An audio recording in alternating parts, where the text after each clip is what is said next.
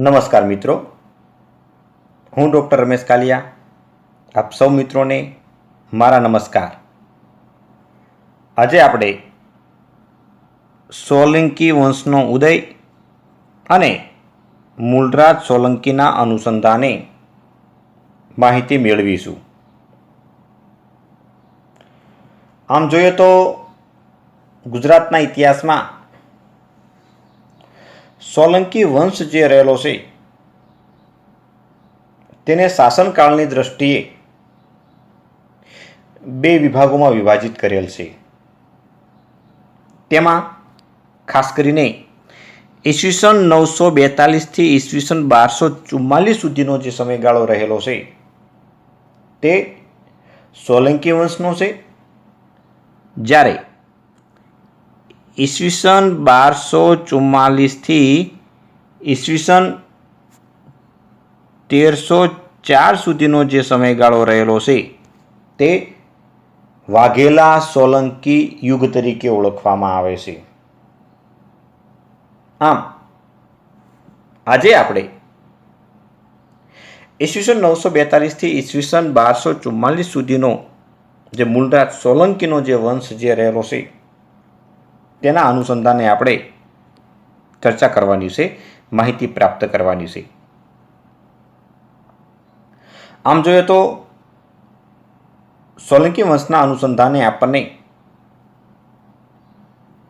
હેમચંદ્રાચાર્ય લિખિત દ્રૈયાશ્રય અને કુમારપાળ ચરિત નામના જે બે ગ્રંથો રહેલા છે તે ગ્રંથમાંથી માહિતી પ્રાપ્ત થાય છે, જ્યારે મેરુતુંગ લખિત પ્રબંધ ચિંતામણી અને કવિ બિલ્હણ લખિત કર્ણ સુંદરી નામના ગ્રંથમાંથી આપણને સોલંકી વંશના અનુસંધાને માહિતી પ્રાપ્ત થાય છે. આ ઉપરાંત વડનગર પ્રશસ્તિ અને સહસ્ત્રલિંગ પ્રશસ્ત્રી નામના જે ગ્રંથો જે રહેલા છે એ ગ્રંથોમાંથી આપણને સોલંકી વંશના અનુસંધાને માહિતી પ્રાપ્ત થાય છે. પરંતુ ગુજરાતના જે આ સોલંકીઓ રહેલા છે તેઓનો જે ઉદ્ભવ જે થયો તે મૂળ સોલંકીઓ કોણ હતા, એની કેવી રીતે ઉત્પત્તિ થઈ, તે સોલંકીઓનો મૂળ પુરુષ કોણ હતો, તે સમગ્ર જે માહિતી રહેલી છે તે હેમચંદ્રાચાર્ય લિખિત જે દ્રૈયાશ્રય ગ્રંથ અને મેરુતુંગ લિખિત પ્રબંધ ચિંતામણી નામના જે ગ્રંથો રહેલા છે તેમાંથી આપણને માહિતી પ્રાપ્ત થાય છે. કારણ કે એક મત એવો વ્યક્ત કરવામાં આવ્યો છે કે એક વખતે સંધ્યાવદન કરતી વખતે બ્રહ્માએ ધર્મમાં વિઘ્ન કરનાર જે રાક્ષસો જે રહેલા હતા તેમનો નાશ કરવા માટે, તેમનો સંહાર કરવા માટે અંજલિ જલથી ભરેલો ચુલુક કહેતા ખોબો તેની ઉપર દ્રષ્ટિપાત કરી અને એ ચુલુકમાંથી એક વીર પુરુષ, એક શક્તિશાળી પુરુષ એ ઉત્પન્ન થયો અને એ ચુલુક એટલે જે ખોબામાંથી જે વીર પુરુષનો જે ઉદ્ભવ થયો અને એનો જે વંશ જે ચાલ્યો તે ચાલુક્ય તરીકે ઓળખવામાં આવે છે. આ ઉપરાંત આ સોલંકી જે શબ્દ રહેલો છે તે ચાલુક્ય અને ચૌલુક એવા અલગ અલગ શબ્દોના અપભ્રંશ ઉપરથી ઉતરી આવેલો છે. બીજી દંતકથા એવી રહેલી છે કે સોલંકીઓ જે રહેલા છે તે મૂળ ચંદ્રવંશી હોવાનું એ સ્વીકારે છે, જ્યારે બીજી તરફ ઇતિહાસકારોની અંદર એવો પણ બીમત રહેલો છે કે સોલંકીઓનો જે મૂળ પુરુષ જે રહેલો છે તે અયોધ્યાના રઘુવંશી રામના વંશજ હતા અને આ સોલંકીઓ મૂળ અયોધ્યાથી આવેલા છે. આમ સોલંકીઓની ઉત્પત્તિના અનુસંધાને ઇતિહાસકારોમાં આપણને અલગ અલગ મત રહેલા જોવા મળે છે. આ જે સોલંકી વંશ જે રહેલો છે તેની શરૂઆત મૂળરાજ સોલંકી એટલે કે મૂળરાજ પહેલાએ કરેલી હતી. તેના અનુસંધાને આપણને મેરુતુંગ લિખિત જે પ્રબંધ ચિંતામણી નામનો જે ગ્રંથ રહેલો છે તે ગ્રંથની અંદર આપણને માહિતી પ્રાપ્ત થાય છે કે કાન્યકુંભ, આ જે કાન્યકુંભ જે રહેલું છે તે આજના મધ્યપ્રદેશનું કનોજ. આ કાન્યકુંભના રાજા જે મુંજાલદેવ જે રહેલા છે તે ભગવાન શિવના પરમ ઉપાસક રહેલા હતા. પરિણામ સ્વરૂપે તેઓ ભગવાન સોમનાથના દર્શન કરવા માટે તેઓ સોમનાથની યાત્રા કરેલી અને તેઓ યાત્રા પૂર્ણ કર્યા બાદ તેઓ પરત ફરી રહ્યા હતા અને તે સમયગાળા દરમિયાન આ કાન્યકુંભ જે રાજા જે છે તે રાજ્યના રાજાઓ પૂરા પરિવાર સાથે અણહિલપુર પાટણમાં તેમણે રોકાણ કર્યું હતું અને તે સમયગાળા દરમિયાન અણહિલપુર જે પાટણ જે રહેલું છે ત્યાં ચાવડા વંશનું એ સામ્રાજ્ય હતું. આમ જોઈએ તો કોમ્પિટિટિવ એક્ઝામની અંદર એ ઘણા બધા જે પ્રશ્નો જે રહેલા છે આમાંથી પણ બી એ પૂછાયેલા છે કે પ્રબંધ ચિંતામણી નામનો ગ્રંથ એ કોણે લખેલો છે? તો તેનો જવાબ છે મેરુતુંગ. દ્રૈયાશ્રય નામનો ગ્રંથ કોણે લખેલો છે? તો કે હેમચંદ્રાચાર્ય. કુમારપાળ ચરિત નામનો ગ્રંથ કોણે લખેલો છે? તો જવાબ છે હેમચંદ્રાચાર્ય. આમ જોઈએ તો હવે થોડુંક ટફ થતું જાય છે કે એક બાજુ લેખકનું ગ્રુપ હોય છે અને બીજું બાજુ એક ગ્રંથનું ગ્રુપ હોય છે અને એ જોડકા જોડવાના હોય છે, તો એ પણ બી યાદ રાખવું ખૂબ જરૂરી બની રહેશે. આમ જે રાજા મુંજાલદેવ જ્યારે અણહિલપુર પાટણમાં જ્યારે રોકાયા ત્યારે ત્યાં ચાવડા વંશના રાજા સામંતસિંહ ચાવડાનું સામ્રાજ્ય રહેલું હતું. આમ જોઈએ તો ચાવડા વંશની અંદર જો સૌથી વધારે શક્તિશાળી જો શાસક તરીકે જેની ઇતિહાસમાં નોંધ થયેલી હોય તો એ છે વનરાજસિંહ ચાવડા. હવે મૂળ મુદ્દા ઉપર આપણે આવીએ તો આજે અણહિલપુર પાટણમાં જે ચાવડા વંશના રાજા જે સામંતસિંહ જે રહેલા હતા તેમણે આ મુંજાલદેવના પરિવારને રાજ્યની અંદર આશ્રય આપ્યો, કારણ કે એ પણ બી એક રાજ પરિવારમાંથી આવતા હતા. આ રાજા મુંજાલદેવ જે રહેલા છે તેને 3 પુત્રો રહેલા હતા. તેમાં એક રાજ,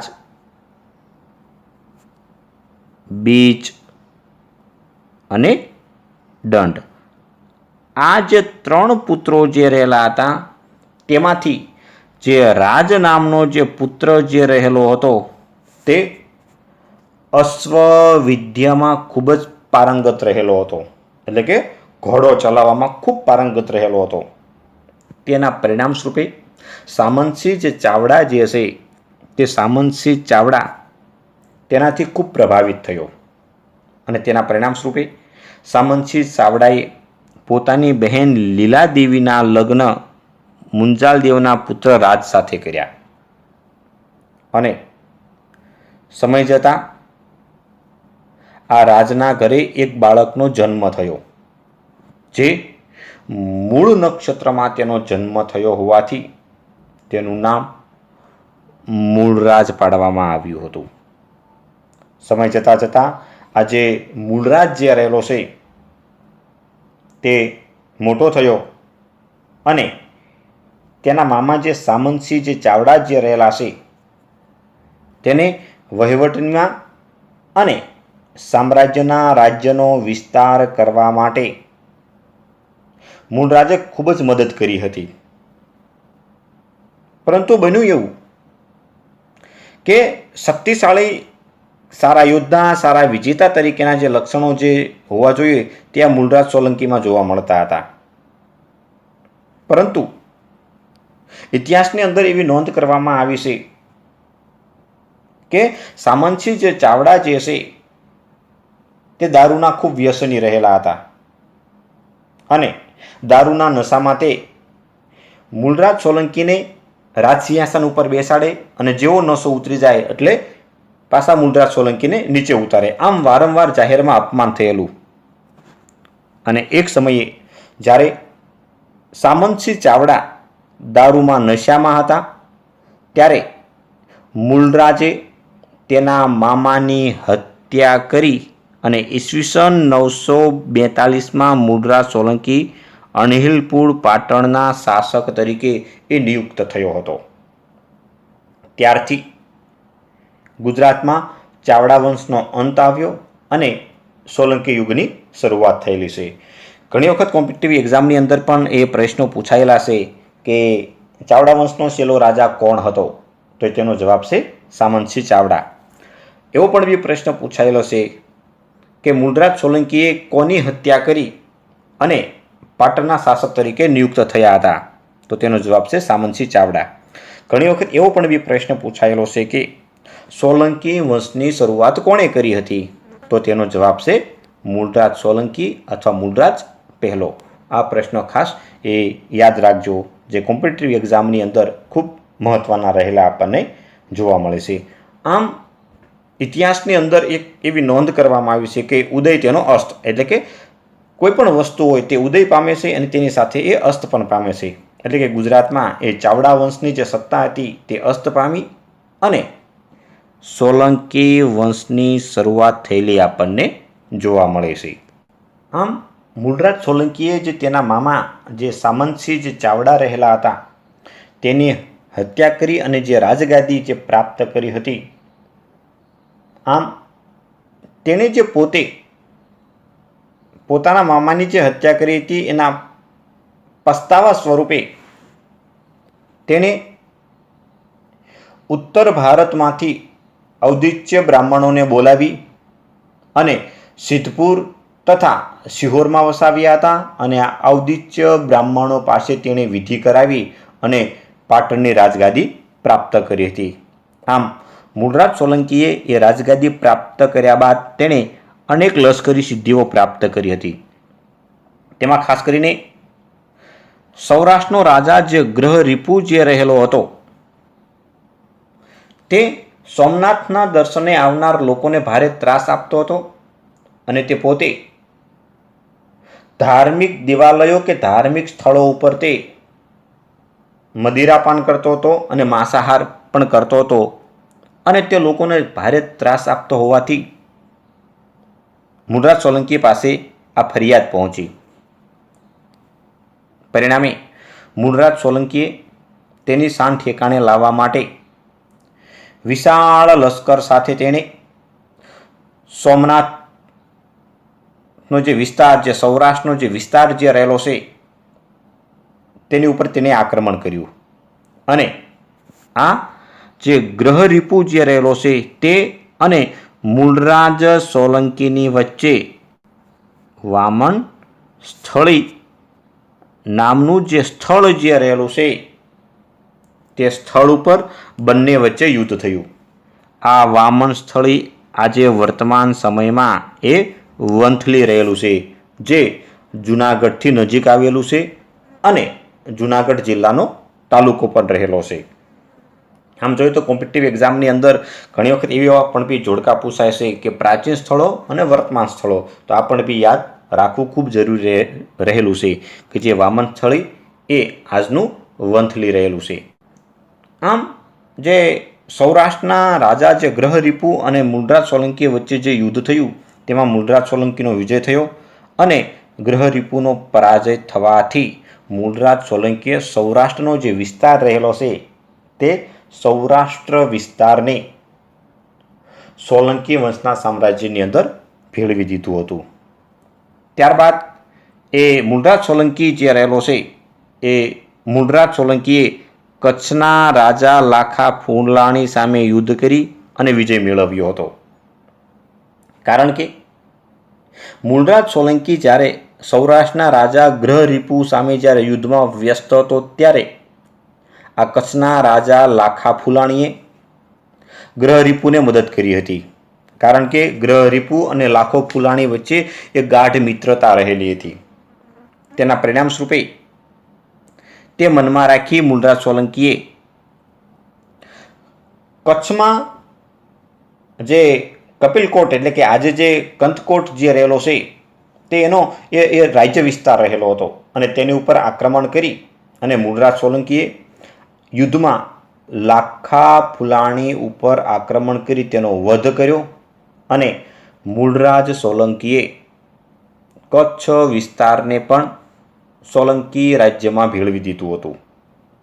આમ જોઈએ તો મૂળરાજ સોલંકી જે રહેલો છે તે સારસ્વત મંડળ, આમ જોઈએ તો નકશાથી વધારે સમજાય છે તમને.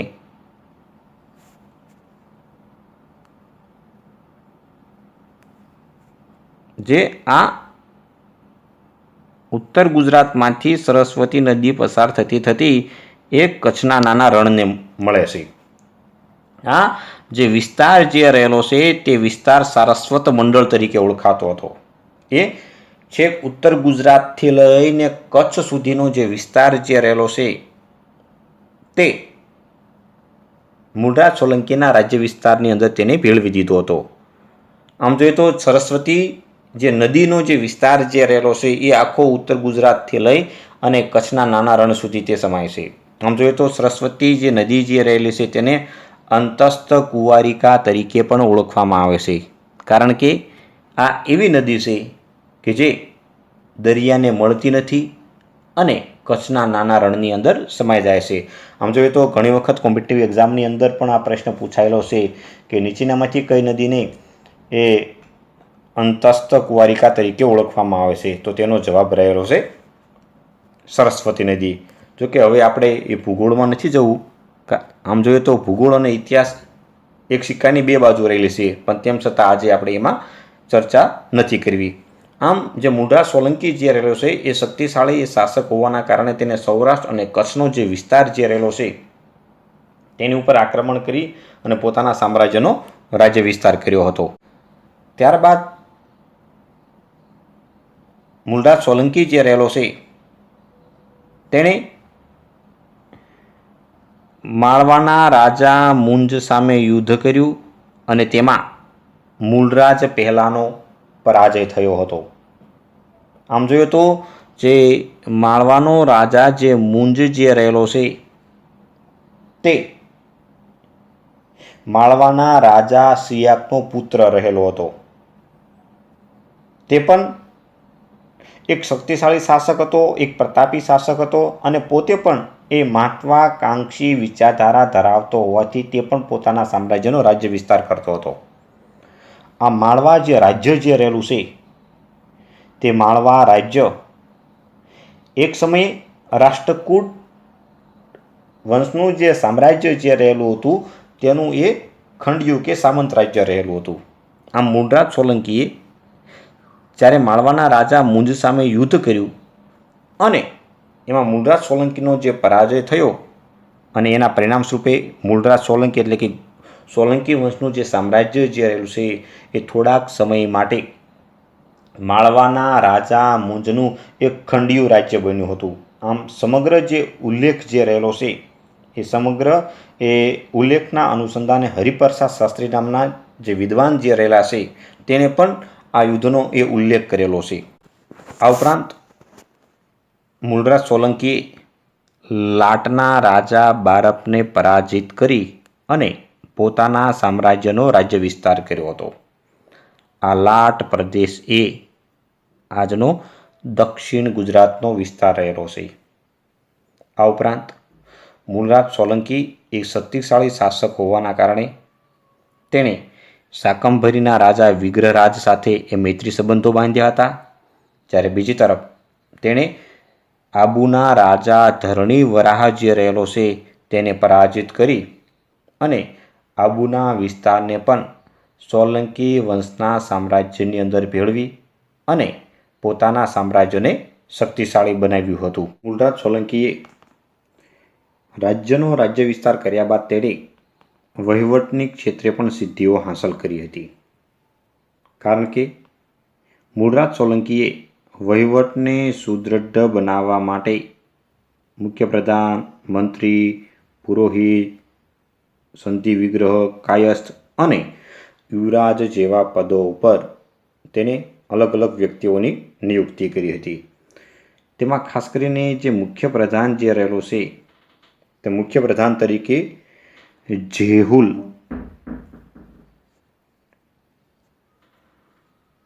જેહુલ નામના વ્યક્તિની નિયુક્તિ કરી હતી કે જે મૂળરાજ સોલંકીનો એક ખાસ વિશ્વાસુ વ્યક્તિ રહેલો હતો.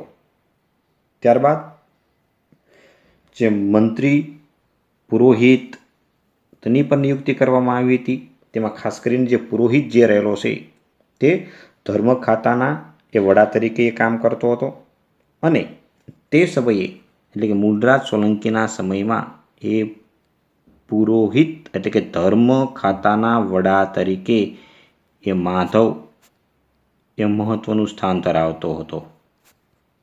આમ તેની જવાબદારી ધર્મના દેવાલયો બાંધવા, તેને દાન કરવું, કૂવા, વાવ, જળાશયો બંધાવવા વગેરે તેની એ જવાબદારીઓ રહેલી હતી. જ્યારે સંધિ વિગ્રહ કે જે આજના વિદેશ મંત્રી જેવું સ્થાન ધરાવે છે, જ્યારે યુવરાજ એટલે કે રાજાના અવસાન બાદ જેનો મોટો પુત્ર જે રહેલો હોય છે તે એ સત્તા સ્થાને આવે છે. આમ અલગ અલગ જે વહીવટીય ખાતાઓ ઉપર જે અલગ અલગ વ્યક્તિઓની જે નિયુક્તિ કરી હતી તેથી મૂળરાજ સોલંકીએ પોતાના સામ્રાજ્યને સુદૃઢ બનાવવા માટે પ્રયત્નો કર્યા હતા. આ ઉપરાંત મૂળરાજ સોલંકી યોગ્ય વહીવટકર્તાની સાથે સાથે તે સ્થાપત્ય કલાને પણ તેને પ્રોત્સાહન આપ્યું હતું. તેમાં ખાસ કરીને તેને પોતાના શાસનકાળ દરમિયાન સિદ્ધપુર ખાતે રુદ્ર મહાલય બંધાવ્યો હતો.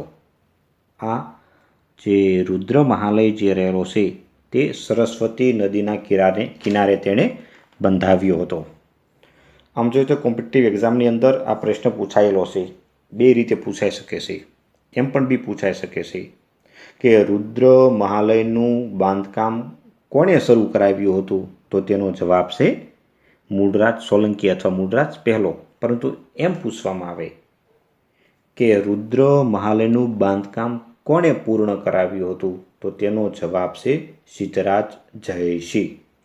એમ પણ બી પ્રશ્ન પૂછાઈ શકે કે રુદ્ર મહાલય કઈ નદીના કિનારે બંધાવવામાં આવ્યું હતું? તો તેનો જવાબ છે સરસ્વતી નદીના કિનારે. આ ઉપરાંત મૂળરાજ સોલંકીએ પોતાના શાસનકાળ દરમિયાન માંડેલ ખાતે પોતાના નામ ઉપરથી મૂળેશ્વર મહાદેવનું મંદિર બંધાવ્યું હતું. જ્યારે પાટણ ખાતે મૂળદેવ સ્વામીનું મંદિર અને ત્રિપુરુષ પ્રાસાદ નામના મંદિરો બંધાવ્યા હતા, જે સ્થાપત્ય કલા માટે ખૂબ મહત્વના ગણવામાં આવે છે. આમ મૂળરાજ સોલંકી એ ભગવાન શિવનો ઉપાસક હોવાથી તેણે અનેક શિવાલયો બંધાવ્યા હતા. આ ઉપરાંત મૂળરાજ સોલંકીએ પોતાના શાસનકાળ દરમિયાન પાટણ ખાતે મૂળરાજ વસહિકા નામનું જૈન દેરાસર બંધાવ્યું હતું. આમ તેણે હિન્દુ સ્થાપત્યોની સાથે સાથે જૈન ધર્મને પણ પ્રોત્સાહન આપ્યું હતું, જેના પરિણામ સ્વરૂપે તેણે પોતાના સામ્રાજ્યની અંદર જૈન દેરાસરોના બાંધકામને પણ પ્રોત્સાહન આપ્યું હતું.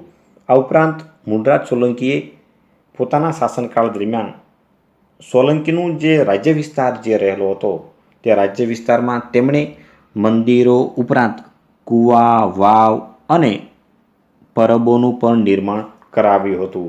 આમ મૂળરાજ સોલંકીના શાસનકાળ દરમિયાન તેણે જે લશ્કરી સિદ્ધિઓ હાંસલ કરી, વહીવટના અનુસંધાને તેને સિદ્ધિઓ હાંસલ કરી અને તેની સાથે સાથે તેને સ્થાપત્ય કલાને પણ ખૂબ મહત્ત્વ આપ્યું હતું.